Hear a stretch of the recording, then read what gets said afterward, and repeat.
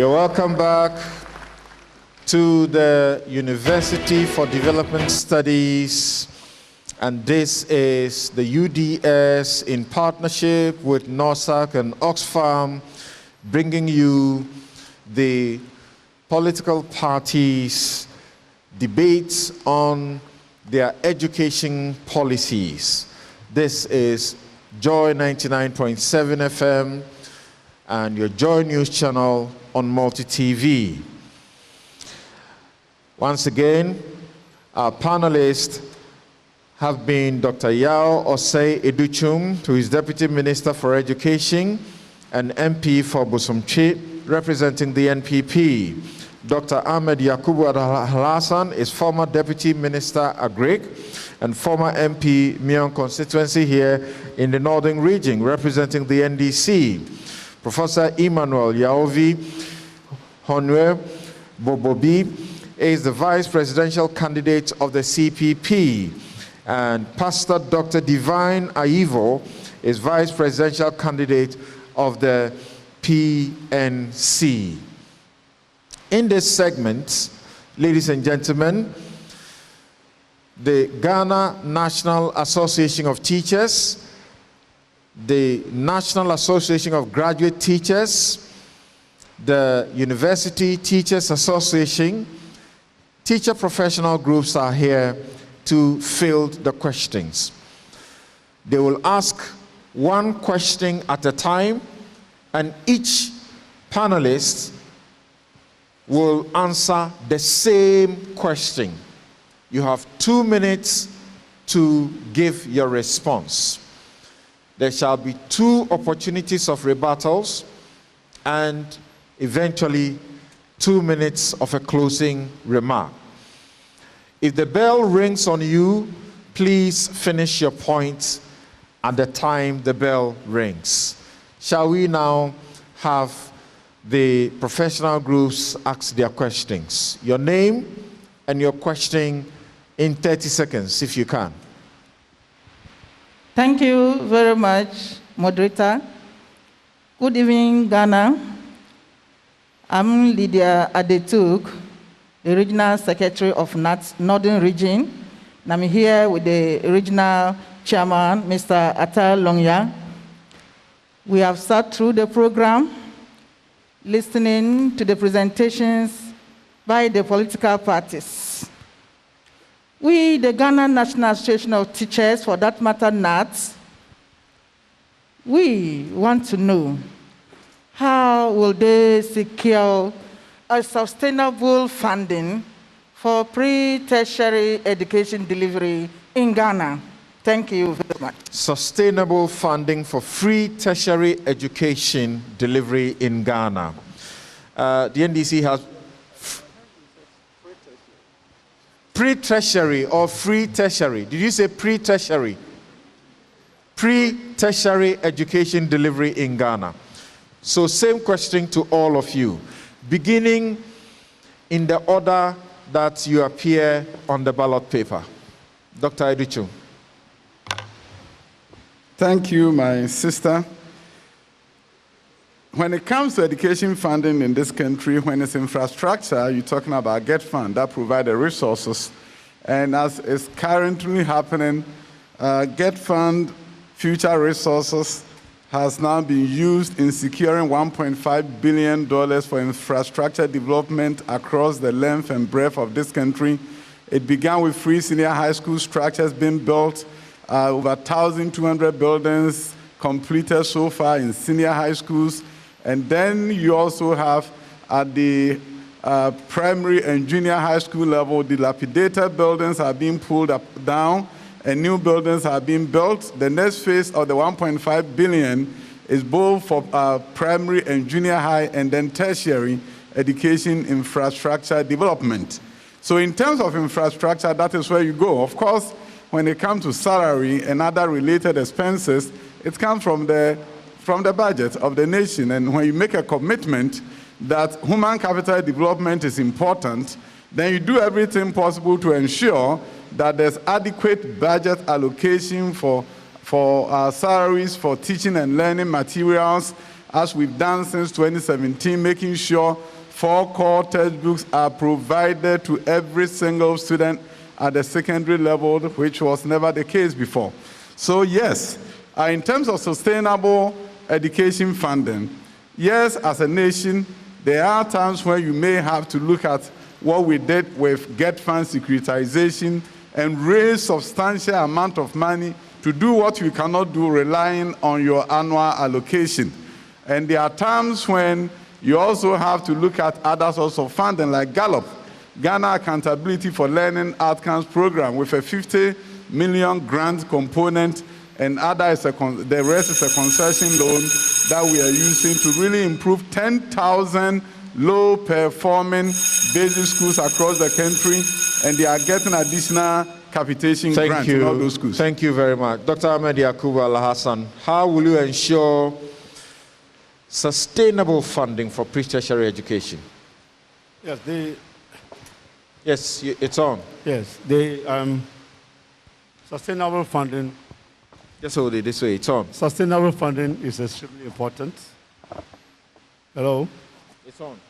Sustainable funding is extremely important, and every government must ensure that that happens, because education is a continuum. It never stops at any point. So responsible governments must find resources to keep the educational wheel turning. There are the traditional sources, which is the standard national budget, which is source of funding. There's Get Fund, which was established to ensure that all funds in Get Fund are ring-fenced to invest in education. But in the 2020 budget, the NDC is committing the big push, which is a $10 billion investment in our economy, and nonetheless, the educational sector will definitely have a share to keep going. It's also important to cut back on waste, particularly in our entire economic system, so that such monies can be saved to invest in our educational system. There are also partnerships that will be multilateral and bilateral in nature, and also private sector in nature, to ensure that these links are established and then have educational system continuously oiled in terms of funding. Right, let's hear from the CPP. Professor Emmanuel Yaovi. Thank you very much, Nat, for that very interesting question. We in the CPP believe that education is the foundation of civilization and development. And once we believe in that, it means it is something that is continuous. It is in continuum. For that matter, how do we sustain it? Government is responsible for collecting direct and indirect taxes, from all of us as citizens. And for that matter, education must be paid for by government. So we will be able to provide revenue from the direct and indirect taxes to sustain and pay for the pre-tertiary education. Not only that, but from pre-tertiary up to tertiary. So that when we get an educated citizens, especially we focus on science, technology, engineering, and mathematics subjects, I think our development will leap in bounds and folds. And for that matter, we are not going to compromise at all. So funding will be found, and then it will be used judiciously. We will plug all holes of corruption, misappropriation, and mismanagement, and make sure the teacher is well rewarded, and the teaching profession becomes very noble again, so that the teacher and then the pupils will be happy for the future development of this country. Thank you. Dr. Ivo, PNC. Sustainable funding, how? Sustainable funding. Corruption is a cancer that is eating this country up. Ghana is a very rich country. We've been blessed with every resource, every mineral. And now we got 6% of the oil, highest oil available in sub-Saharan Africa. Ghana is rich. Corruption is taking $30 billion a year from Ghanaian economy. PNC has plans to end corruption. We will prosecute We will imprison government officials. We will confiscate property and sell them. We will imprison thieves. And if you are in the prison and you are still manipulating outside and we detect it, there could be an extermination program, because it must be stopped. People are suffering in this country for no reason. But Dr. Aivo, when you say Extermination. when you say corruption takes so much from this country, you mean the reported 3 billion, not 30 billion? 3 billion. You said corruption takes how much from this country? I saw 30 billion in my research. No, You think it's 3 billion? it's 3 billion. I will research. Unaccounted for, according to the anti-corruption agencies. 3 billion. That's enough to do something. We will stop it. We will make it detestable for any government official to steal from Ghana government. And with all that, plus our mineral resources, we should be able. My mother was a teacher for 40 years, so I know what teachers go through. She never owned a car, she never owned a house because of that profession. So we will make sure, PNC will make sure we have low interest loans for cars so teachers can drive some nice cars. We will make sure by their retirement there will be a mortgage scheme that will make sure they own their own homes when they retire. Because until then, we need to adjust this rent control that you don't pay 2 years rent to own a place, to have a place to sleep. No more. When PNC comes into office, the rent is 1 month rent, 1 month security. Nobody's going to pay 2 years rent for anybody to look for a place to sleep. So we are coming to transform Ghana and deliver prosperity to all Ghanaians. And that is the PNC position on that question. Thank you very much. Who is next in the professional groups? My name is Mohammed Sani Al-Hassan, Regional Chairman, Nagrat Northern Region. I represent our President, Mr. Angel Kabonu. Our question simply is this. We listen to the policy makers and they have said a lot about what they will do to ensure quality education. They have mentioned a lot of interventions that will promote this. My question now is, I want each and every political party to mention a specific intervention that is geared towards the teacher to make him happy to assist in this all-quality education. Thank you very much. Specific intervention aimed at improving the lot of the teacher and attracting teachers. And let's also remember that here at this debate, our interest is in attracting the teacher to the rural communities. Yes, starting with Dr. Duchum. Thank you. My brother, this is November, and I got a lot of calls from teachers in my constituency that their professional allowance is being paid, and I'm excited that a promise was made and that promise has been kept. Now, if you look at new teachers that are being trained, once upon a time, their allowance was taken away from them. MPP came to power, we restored the allowance. But the good news is that the president also saw that if other countries are training teachers for 4 years and awarding them bachelor's degree before they step in the classroom, then in spite of the fact that he's paying allowance, he's still going to educate these teachers for 4 years. So today, as I speak with you, our teachers are being prepared to earn a bachelor's degree. No more top-up, no more sandwich. Teachers are now going to begin their journey on a higher salary scale. On top of that, 4 years allowance paid for teachers who are new to the profession. This is how you get them happy.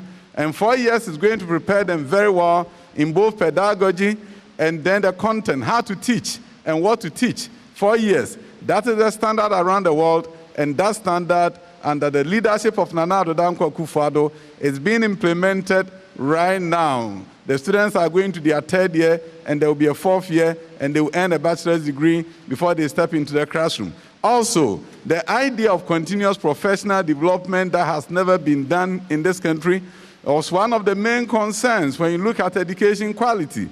Now, Ghana Education Service have set time aside within the instructional calendar where students don't go to school and teachers go for professional development. It's called People Free Days. Practice around the world, now it is in Ghana. It's a very important way of getting teachers to be trained, not at their own cost. Teachers have suffered. A number of them will take their own money to go and get training during vacation. Now that training is being offered to them at their school sites. And I think it's a very valuable contribution to teachers who want to do the best for their students and are yearning for the opportunity to be equipped with 21st century skills so that they in turn can impart 21st century skills. Right, so Dr. Ahmed Yakubu Al-Hassan, There are many specific intervention for the teacher. Yes, there are many of them. I mentioned a few. One, teachers' retention premium will be increased. 2, the mandatory national service for all teachers will be abolished. 3, teachers' licensure examinations for graduates will be abolished. 4, the restore automatic employment for newly trained teachers. 5, fast-track promotions and application for teachers, which is often very frustrating. There will be open special credit lines to facilitate access to credits for teachers to access. There will be provision of other logistics such as laptops to teachers to facilitate teaching and learning. And then also reinstate the payment of responsibility allowances to teachers. Also, teachers who are offering their services in rural environments and categories as such will be given special incentives to be able to withstand the situation as compared to their colleagues in the urban environments. Dr. Duchum, you have your hand up for a rebuttal. 1 minute. Teacher licensure. I am a teacher, and I love to say that I'm a teacher. I'm proud to be a teacher. All other professions get their licensures, the lawyers, and you finish law school, you are not done. Accountants, you get a bachelor's degree in accounting, you are not an accountant until you charter. Teachers deserve that recognition too. So when we talk about teacher licensure, it's not about punishment for the teacher. It's about affirming the teacher in his knowledge and saying that you are just like anybody else. Now, once upon a time, some people said they were not going to do it, but they began a pilot. We have come to say that teachers are professional just like anybody else. So in addition to their degree, they are going to have something on the wall that says that you are a professional teacher. Therefore, nobody can just wake up and go around and say, I have a WASI and I'm a teacher. They go and do something, and then people are talking about all teachers. We want professional teachers, and the licensure is not a punishment. It's an opportunity to affirm them and to value them. Thank you. All right. Yes, 1 minute. As a political party, we do believe that if somebody is trained in a teacher training institution, he comes out as a trained teacher, and therefore there's no need to write another exam to qualify the person to be a teacher. In the event that the person doesn't pass the licensure exam, does it mean that the fellow wasn't trained as a teacher? I mean, quality issues, yes, has to do with retraining, retooling, and ensuring that there's continuous education for teachers so that they can come to grasp with trends within the sector. As a medical officer, will constantly have to be reading medical books and going for technical training in various places to equip him to be a better doctor. I think that is what teachers need, not to finish a training, your training and the license again to become a teacher. Professor Emmanuel Yaovi, specific teacher-oriented intervention. Thank you. The CPP will restore the nobility status to teaching profession, will make teaching a noble profession again. And then those who go into teaching will be adequately rewarded. Teaching will be incentive-laden, and it will be a first-line job of employment for only the most motivated. It is not going to be anything like anybody who has not got a job in the banking sector or anywhere, then he wants to be a teacher. No. We were taught by people teachers, and we are where we are today, because in those days, teaching was a noble profession. We shall make teaching a noble profession again by rewarding the teaching profession adequately, making it incentive-laden. We will promote continuous professional development, because it's a profession, and for that matter, they must be upgrading their skills and knowledge in the latest tools and skills that are necessary to enable them to impart their knowledge adequately to their students. We want them to accept that it is not going to be business as usual.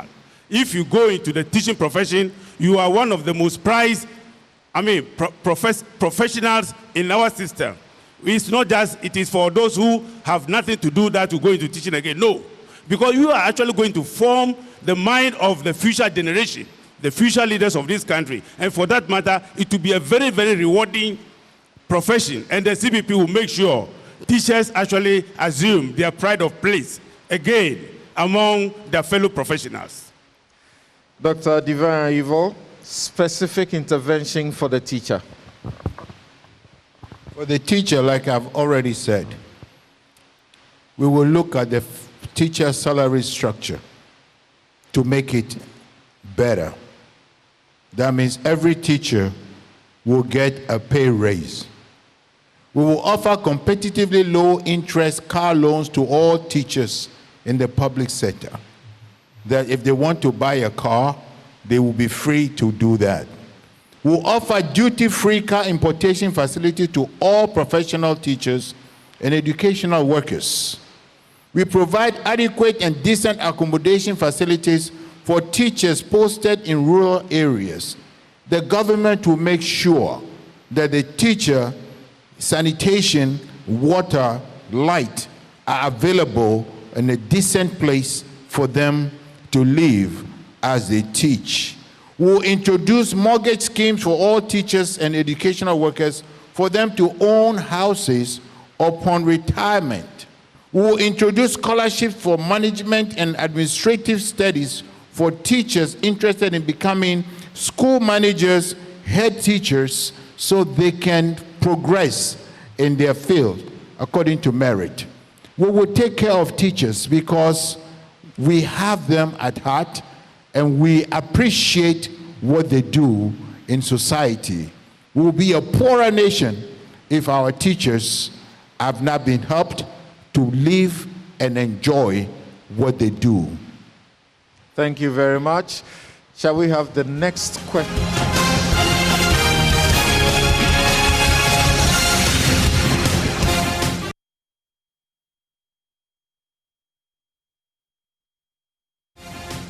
Centerpiece around which these facilities must build.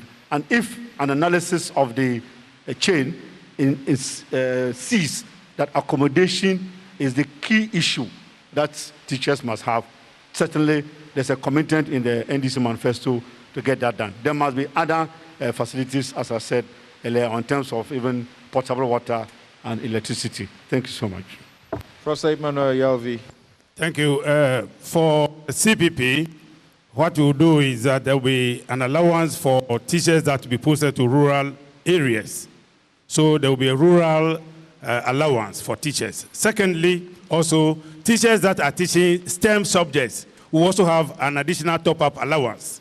Thirdly, for housing, the CPP government will partner with SNIT to put up affordable houses in all rural communities where we have basic schools, so that teachers who have trained in urban areas with all the facilities will not suffer any discomfort when they are posted to the rural areas. So we have houses that will be put up in all these remote areas to match the standard that are in the urban areas, and then to have access to electricity, potable water, and internet facilities, so that they will enjoy the same standard of living as their counterparts in the urban areas. And also, the CVP government will actually ensure that we institute an insurance policy for all teachers, and then especially those who are going to the rural areas. Thank you. Dr. Divine Ayivo. We have discovered that there are so many uncompleted projects from previous administrations that are lying there. PNC first task is to complete all incompleted projects of all the previous administration, including school buildings. And in the rural areas, we'll begin with the rural areas by building affordable high-rise apartments next to the schools for the teachers who are going to be in the rural areas to live in for free as they teach in the schools. So moving to a rural area will have an economic benefit for any teacher who will look at it. If you have been to rural Ghana, you will see even the roads are deplorable. Live here and go to Chiriponi and you will think you're going to die. Go to Tumu, go to Garu, all those roads, horrible roads. And when you get in there, you will see all our posters there. That means every political party is aware of the difficulties those people are going through. I was a teacher, except I have free accommodation and some incentives. Moving there will be a problem. So PNC will make sure that the system has adjusted itself to make the teacher feel important in this society. Thank you. And that will be exhausting your rebuttal. Yes, Dr. Edichum. I love PNC. In terms of uncompleted buildings on our campus, it's been done. The president is completing uncompleted buildings. So by the time you realize that manifesto commitment of yours has already been done. And I also have my brother to my left who speaks so much about helping teachers. And they are the ones who cancel free import duties for teachers to bring in their cars. So I don't know that teachers who are watching us, I don't know if they are bringing that back. Thank you. Dr. Yakubu Alhassan, okay, wants to... The point I just wanted to make was that as a country, we should seek to improve the rural environment itself so that it doesn't remain rural, for us to look for policies for rural environments. There must be a standard that should raise rural environments to the standard that we want so that everybody can function as a person. In some jurisdictions, they call what we call rural areas here countryside. And people really feel like moving from the urban environment to the countryside simply because when you go to the countryside, the facilities are simply there so that you can enjoy your life as you wish, particularly in a peaceful manner. So I think that political parties and governments must seek to raise rural environment from their ruralness towards urban. Thank you. Shall we take our very final question? Okay, thank you. My name is Dr. Felix Longi, UTAC President, UDS, but I'm representing my national president who is unable to be here. My question is straight. I've realized all of you spoke throughout. The focus has been on, very little has been said about tertiary education. One cardinal thing I want to ask about is research. These developed countries we are all aspiring to get to did that on the basis of research. They link research to development. My question is, all the political parties, what specific plans do you have to ensure that sufficient funds are set aside for research in the tertiary institutions which will go to fuel development? Thank you. Right. Thank you. And on this note, each panelist has 1 minute. 1 minute. Starting with Dr. Educhum. Okay, in terms of tertiary, one of the most important things that I know tertiary institutions are yearning for it's an opportunity to expand their facilities, and beyond that, to have students have the means to come to you. And that is why in our manifesto we have committed that once you have your national ID, you do not need a guarantor to get loans to go to a tertiary institution. Because if we do the research, we do it with students, and we need the students from the various corners of this country, irrespective of their socioeconomic status, get the opportunity to come to tertiary. So tertiary loans without guarantor is what we are bringing to the next MPP administration. Then you talk about the National Research Bill, which we are working on now, and you also know that teachers' research allowances are being paid by this government. And the National Research Bill, a product of the Science, Technology, Environment Ministry and Ministry of Education, will respond to the research needs of this nation. We believe that if you look at other jurisdictions and you look at various universities teaming up with industries and professors to do research, it's something that we need to work on. Thank you. Let's hear from the NDC. Research. Yes, we know that research outputs is essential for the advancement of every society and in fact every nation. And clearly, without research and science and development, no nation can really advance to the levels that they want. And so the NDC is committed as a party that should look after research in all its ramifications.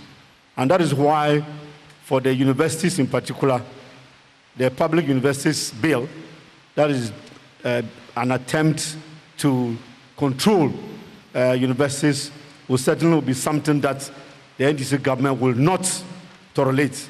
If it is, the government has currently suspended discussions on it. I hope it will become a cancellation altogether. If it doesn't and is passed into an act, the NDC government will repeal that act because we believe in the sanctity of the independence of universities, because that is how they can do research better and collaborate to get funding for universities, in addition to establishing CPP research on the funds. subject of research. Thank you. Thank you. CPP believes research actually must create the knowledge for wealth generation in the country. So we feel those in the tertiary institutions, they are at the apex of the educational industry. And for that matter, they need to be resourced adequately to be able to do their principal core business of teaching, research, and extension. For that matter, the CPP government will allocate 3% of national GDP to support research in the universities so that they generate adequate and relevant knowledge that can be used to create wealth for society. And we are not going to joke about it at all, because if you see our track record, we place emphasis on indigenous knowledge, and we feel that Ghanaian is equally intelligent to be able to rise up to the highest level of his counterpart in any part of the world, if adequately resourced. And for that matter, we are going to make resources available to all our universities and then those in the scientific Let's hear community from the to work. PNC. Thank you. PNC, every faculty will be resourced for research and development. Without that, our industrialization does not mean anything. We need more research and development in all the areas of education. Maybe we have to deploy a communication satellite so we can have adequate networks in every part of the country. And with all those in place and adequate funding, we know Ghana will become a better place when PNC takes over the realms of government. Thank you very much. And I'll take your closing remarks in 30 seconds each, starting with Dr. Edichum. 30 seconds. On December 7th, education is on the ballot. Quality education is on the ballot. The President of the Republic has done so well. You have 10 science, technology, engineering, and mathematics centers under construction in various regions of this country. 10 science schools bigger than PRESEC are being built across the country, full boarding schools. We are improving education supervision. Recently, vehicles have been distributed to all district education centers, directorates, Our regional directors have received vehicles, schools have received pickup trucks. The government wants to reform education like yesterday and truly move Ghana forward to a point where our transformation will become a real transformation. Thank you. NDC. Yes, I believe that as a party, we have adequately analyzed the education value chain. We have very good responses in our manifesto to respond to the gaps that we find in the educational sector, right from pre-tertiary up to the tertiary level. And I believe that the next NDC government will certainly be implementing policies that will bring back the glory days of a functional educational system in Ghana. It has also to be noted that the NDC government will not be too keen about aggregate statistics that really just gives you some warmth, but will be interested in disaggregating information to see the weaknesses and respond accordingly. Professor Emmanuel Yavi. Yeah, the CPP government is always aware that education is key, and it is enshrined in even the constitution that we are practicing now. We know the value of education and its contribution to national development. We have set up even the CSRR before, when no country in Africa was having such. So the CPP government is going to give premium to education and make sure no child is left behind in this 21st century, where we are moving away from raw materials to knowledge-based economy. So we need to train our mind, the mind of our future leaders, to be able to rise up to the occasion.